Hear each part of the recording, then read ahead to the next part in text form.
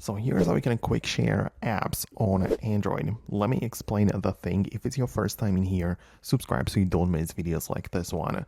So it depends on how exactly you have the app installed. If you have the APK file in your Files app, which you use to install it, then you can definitely find it in your Files Manager. For example, if I open up my Samsung files, it's showing me the category right here that I have the installation files. You can see we have the APK, and if I hold down on it like that, I have the ability to click on share and use all of the methods available. So that obviously includes the quick share, which is going to allow me to share it over and it's going to work just fine. I'm going to have the ability to share it to another Galaxy device or any Android device in general. And this is how I can share apps using the quick share.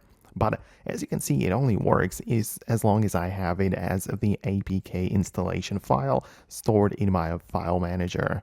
If you have downloaded the app from the Play Store, it's going to be a different story because in that case, you don't really have the ability to share apps like that.